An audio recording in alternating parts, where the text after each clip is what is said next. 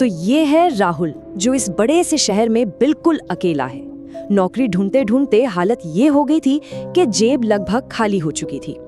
उसे बस सिर छुपाने के लिए एक छत चाहिए थी, फिर चाहे वो कैसी भी क्यों ना हो। और देखिए, यही जरूरत उसे खींच कर ले जाती है एक पुराने मनहूस से दिखने वाले मोहल्ले में। और उसी अंधेरी गली के बिल्कुल आखिर में उसे एक टूटा फूटा सा मकान दिखाई देता है, जिसके बाहर एक बोर्ड टंगा था, किराए पर कमरा उपलब्ध। शायद यही उसकी आखिरी उम्मीद थी। दरवाजा खोलता है एक बहुत ही अजीब सा बूढ़ा आदमी, मतलब सूखी सूखी लाल आंखें, पीला पड़ा चेहरा। देखकर ही लग रहा था जैसे वो सालों से सोया ना हो। लेकिन उससे भी कहीं ज्यादा अजीब थी उसकी शर्त। सोचिए, किराया इतना कम था कि राहुल उस अजीब शर्त को मानने के लिए भी तैयार हो गया। कमरा धूल और नमी से भरा हुआ था और हवा में एक अजीब सी ठंडक थी। पर जो चीज सबसे ज्यादा परेशान कर रही थी वो थी एक हल्की सी जली हुई गंध, जैसे यहाँ बहुत पहले कुछ बहुत ही बुरा हुआ हो। और अब कहानी उस मोड़ पर आ जाती है जहाँ से राहुल की रातें खौफ से भरने वाली थी। डर देखिए कैसे धीरे धीरे बढ़ता है। पहली रात तो सब ठीक रहा, शांति से गुजर गई। लेकिन दूसरी रात, ठीक आधी रात के बाद, दरवाजे पर किसी के नाखून खुरचने की आवाज आने लगी, खर खर। और तीसरी रात तो हद ही हो गई। उस आवाज के साथ साथ दरवाजे के नीचे से एक टेढ़ी मेढ़ी सी परछाई भी दिखाई दी, बिल्कुल किसी टूटे हुए शरीर की तरह। अब राहुल की हिम्मत जवाब दे रही थी। उसने कांपती हुई आवाज में पूछा, कौन है? लेकिन जवाब में क्या मिला? सिर्फ खामोशी।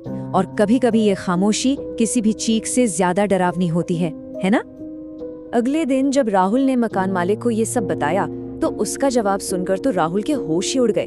उसने बस इतना कहा, ये कमरा कुछ ले चुका है। सोचिए, इसका मतलब क्या हो सकता है?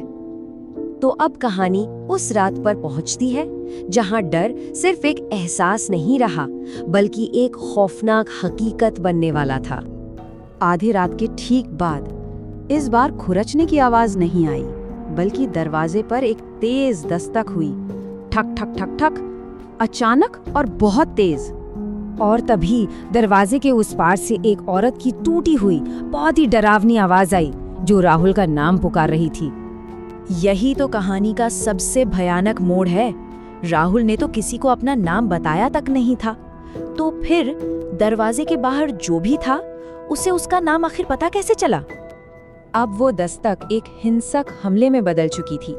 ऐसा लग रहा था मानो कोई दरवाजा तोड़कर ही अंदर घुस जाएगा। पूरा का पूरा कमरा हिल रहा था। राहुल डर के मारे चादर में छिप गया और तभी उसने कुछ ऐसा देखा जिसने उसका खून जमा दिया। दरवाजे के नीचे जो जरा सी जगह थी, वहां से एक जली हुई काली उंगली अंदर की तरफ आने लगी। वो धीरे धीरे, बहुत धीरे धीरे उसके बिस्तर की तरफ बढ़ रही थी और राहुल तो डर के मारे अपनी जगह पे जैसे जम ही गया था। और ठीक उसी समय दरवाजे के पीछे से वही सड़ी हुई आवाज आई जो अपनी मांग रख रही थी। उसे अपना कमरा वापस चाहिए था। तो अब वक्त आ गया था उस राज से पर्दा उठाने का, जो उस कमरे की दीवारों में दफन था। अगली सुबह जब मकान मालिक ने राहुल को देखा तो वो बुरी तरह कांप रहा था और उसके चेहरे पर उंगलियों जैसे जले हुए निशान बन चुके थे।